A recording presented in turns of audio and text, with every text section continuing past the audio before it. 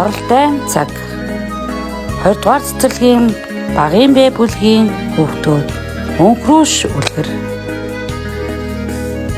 Эртээ урдын цаг эмгэн өвгөн хоёр амьдран суудаг байжээ. Нэгэн өдөр өвгөн эмгэнээс өнхрөөш боо хийгээд өгөөч гэж хэлж гинэ. Эмгэн гэтэл гурил байхгүй гэж хэлжээ. Авдрын ёроолыг ухвал атга гурил гарна.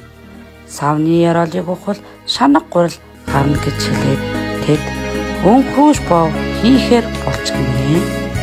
Ингээд эмгэн өрөмтэй суугаар зоорч өтгөн досонд хайрсан өнхрөөш боо хийж гинэ. Ямар сайхан амттай боо бэ? Цонхон дээр тавиад хөргөчий гэж хэлээд цонхон дээр тавьж гинэ. Гэтэл өнхрөөш боо гэнт өнкрөөд өвгөн эмгэн хоёроос зүхтаан явж гин. Зүхтаж явсаар ой модон дотор орон туулаатай таарч гинэ. Туулай түүнийг харан "Оо, яасан сайхан амттай боо бэ? Одоохон чамайг би идэндээ. Амттай боо бэ. Ингээд өнхрөөш дуугаа дуулж сэн атгуулаа өвгөн эмгэн хоёроос өөрийн чадлаар зүхтаасан тулдэгдэн туулаа чамаас зүхтааж би чадна. Боо туулаагаас зүхтан явж гинэ. Зүхтаж яваад баавгатай таарч гинэ. Баавга өнхрөөш боовыг харснаа "Яасан сайхан амттай боо бэ? Чамайг би идэндээ" гэж хэлж гинэ.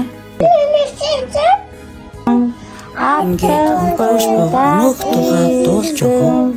Шананы яраалаас аасан шантаг болоо хийсэн эмгэн өвгөн хоёроос өөрийн чадлаар зүхтаасан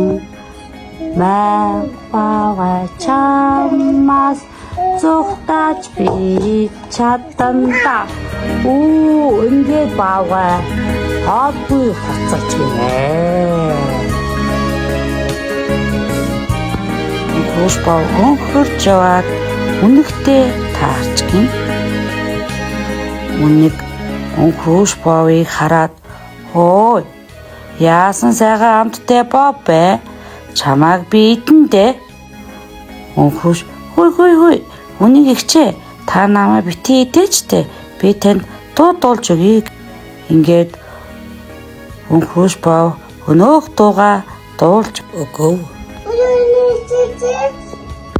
Авдрын ёроолоос авсан хатагуулаа хийсэн савны ёроолоос авсан шанаг гурилаа хийсэн өвгөн эмгэн хоёроос өөрийн чадлаар зүхтаасан байж түүнийг чамаас зүхтааж би чадна. Өнхрөөш боо дуугаа дуулаад өнгөрөн удах гэтэл үнэг ихч "Хөөе, яасан гой дуулдаг юм бэ? Чи миний хамран дээр дахиад нэг дуулаад өгөөч." Өнхрөөш боо тгээгээд хамран дээр нь гараад дуулж өгч байтал үнэг түүнийг хав гээд залгичиж гинэ.